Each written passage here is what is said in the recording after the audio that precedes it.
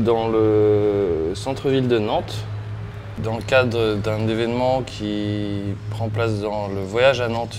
Cet été, ce sera une exposition qui rassemble 20 artistes d'Europe et d'Amérique du Sud, qui ont tous eu une influence commune du muralisme. Donc ont tous plus ou moins une pratique dans la rue, mais ici, donc rien à voir parce qu'on se retrouve en intérieur. L'idée, c'était de créer, de donner un peu à chaque artiste un espace pour présenter son univers.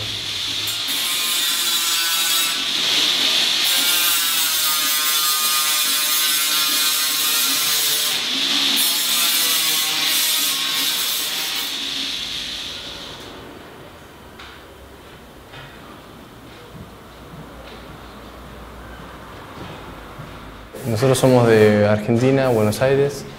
El muralismo, propiamente dicho, nace en México, como una forma de poner en imágenes la historia que México vivió.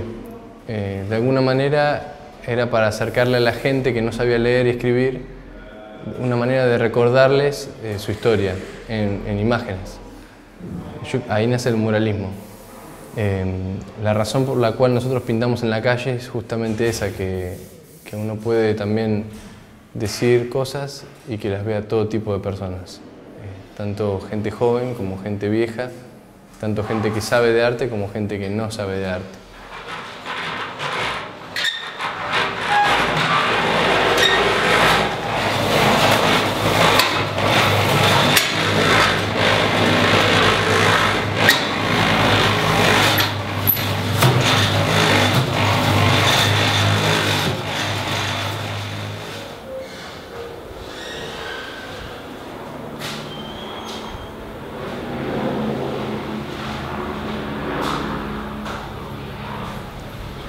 Intento hacer una especie de habitación, como un circuito cerrado. Me gustó adaptar la idea a un espacio cerrado, haciéndolo todavía más cerrado. Sabes que siempre desde que era muy joven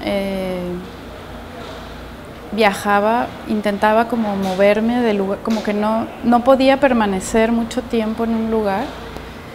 Y entonces mi trabajo me obliga a estarme moviendo todo el tiempo, pero eso me gusta, aunque necesito de alguna forma la rutina. Pues es que en realidad lo que hago es donde tengo que estar, ¿no? Donde me siento como en el lugar. Y pues sí, de alguna forma, creo que lo has dicho bien, es como ser un fantasma que dejas como un rastro y te vas, ¿no? Y ese es tu trabajo, esa es tu vida, ¿no? Yo en ningún momento siento como frustración por el movimiento, porque al final siempre estoy con lo que quiero estar, ¿no? Vendría siendo como una especie de hogar para mí, ¿no?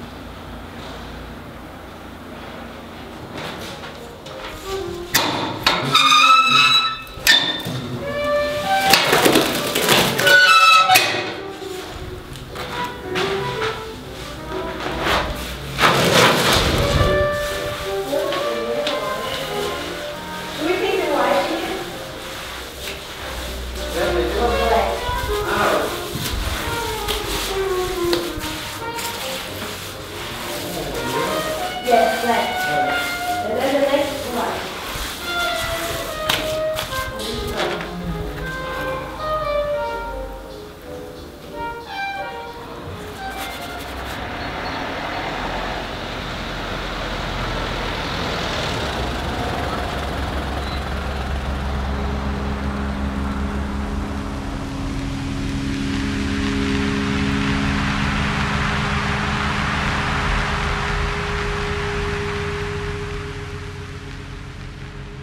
Well, using these black and white patterns for make this optic illusion, I have here a light and a motor, and when the people turn on a button, it's going to flip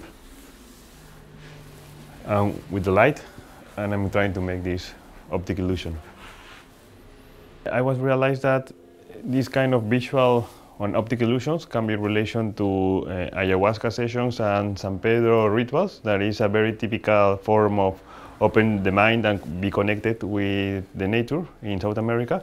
So that's why I start to investigate and see the relation between these optic patterns and the trip inside our mind. Because I think that when you paint, you get it's like a mental journey. You know? If you are drawing, you're sculpting. If you are dancing, if you are making art, you get into a trance, and you know, and that's part of the idea of why I paint.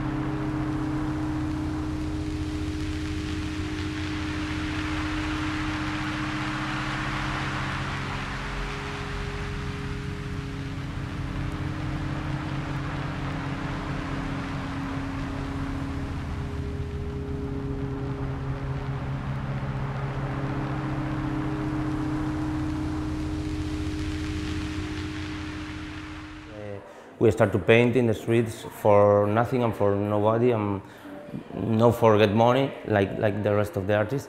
And yeah, and you paint in the street and you never know that what happened with your paint or with your intervention.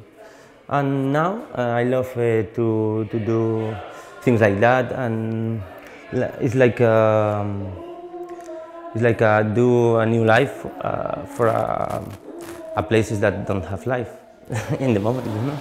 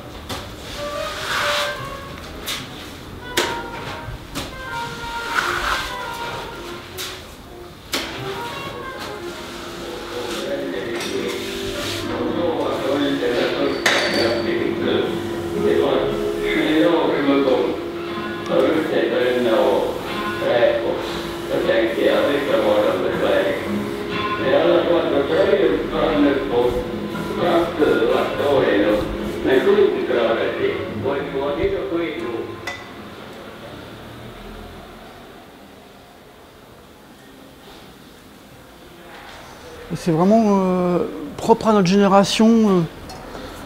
On peint des trucs et en fait on a attribué au graffiti la nature d'être éphémère. Alors que pour moi c'est pas par nature, quoi, c'est plutôt par dépit. Mais bon, c'est vrai que c'est un acquis un peu. Ça permet d'organiser des trucs. Comme on voit, en fait la frustration vient plutôt le fait de ne pas pouvoir tellement que les œuvres elles disparaissent en fait, tu vois. Je trouve ça super dommage. Et en même temps c'est ce qui permet de faire des trucs comme ça, parce que là comme le bâtiment il est voué à la destruction, c'est aussi un peu la lubie qui permet que ce soit réalisé. C'est un peu désacralisé du coup la valeur physique de l'œuvre, ce qui ne va pas s'en déplaire, parce que finalement c'est aussi bien, je trouve, de désacraliser un peu l'objet, et ça va un peu à l'encontre du marché de l'art. Mais c'est vrai que des fois c'est un peu frustrant parce qu'on passe du temps à travailler sur des trucs et finalement qui ont quand même une valeur, je dirais, ouais, une valeur commerciale, quoi. Et je sais pas comment on va tous finir quand on sera vieux, là, ça va être difficile. On n'aura pas notre background là de toile pour assurer notre retraite. Souvent on a l'impression qu'on exploite le sentiment Il y a un truc vachement présent comme ça. T'as l'impression que quand ça marche pas, c'est que t'es authentique, etc. Quand tu fais pas d'argent avec. Et je trouve ça vachement pervers parce que finalement ceux qui en profitent, c'est ceux qui font marcher après avec. Alors que l'artiste, il a besoin de profiter aussi de son vivant, de ce que lui amène son œuvre. Et plus on gagne d'argent, entre guillemets, enfin en tout cas il y a un minimum à assurer pour pouvoir continuer à peindre, quoi. Mais c'est vrai qu'on peut se poser des questions, il y a vraiment un truc qui a changé, quoi. Le rapport à l'œuvre, il est différent. Je sais pas si c'est en bien ou en mal.